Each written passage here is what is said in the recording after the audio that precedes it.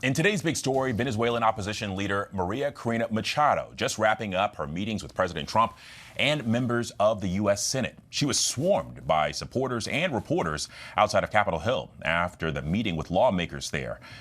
Machado speaking positively about her meeting with her and President Trump, saying that she presented Trump with her Nobel Peace Prize.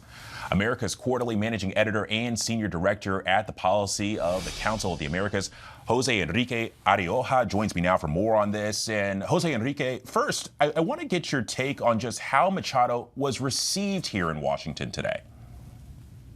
I think, in the overall picture that we're seeing, Alex, and thank you so much for having me today, is a very positive. And, we're sharing images of Maria Corina speaking with supporters outside the White House and the Capitol Hill, and she was very upbeat, optimistic. I think the overall body language that she just conveyed today was actually positive, and it is a very encouraging sign. Of course, the Venezuelan opposition was very looking forward to this specific event. And of course, the President Trump and the entire staff at the White House were also eager to finally hear what she has to say about the future of the country and the role that the United States is playing in all the current events and interaction between Venezuela and the White House. Well, and with that in mind, Machado, who is widely believed to have won the last presidential election, but yet, we hear this rhetoric from President Trump. He says that he doesn't believe that she has the, quote, support to lead the country. What do you think he means by that?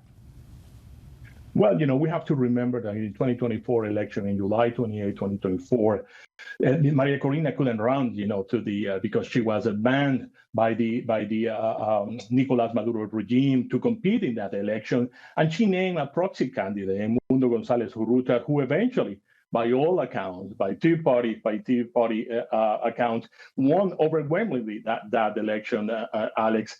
And what the president probably is meaning that is not her moment. This is not the right time for Maria Corina to play a bigger role into this externally induced transition that we're seeing in Venezuela. That is the most likely scenario of what the president has in mind. It remains to be seen what will be the readout from not only from the president, but also from his staff about today's meeting and what may cascade, what is the waterfall that we may see going forward after this encounter, this event today.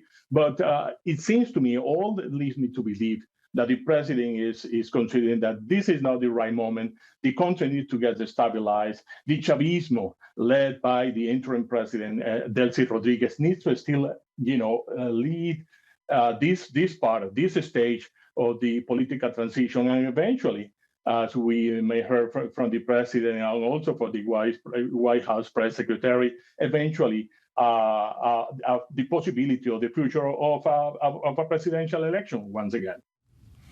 Well, and I'm curious, does a meeting, well, actually, let me rephrase. What does a meeting like this signal to Venezuela's current leader, Delcy Rodriguez? It means that, we are playing ball with your interim government. This is the message for President Rodriguez. But at the same time, we're open to hear wholeheartly the opposition, and the leader, the undisputable leader of that opposition in Venezuela is Maria Corina Machado, or is led by Maria Corina Machado. But she is one voice, and she also reemphasized that today, Alex. She is one voice of a group, or a solid group of political organizations and political leaders in the country that wanted to have a role in this, again, externally induced transition.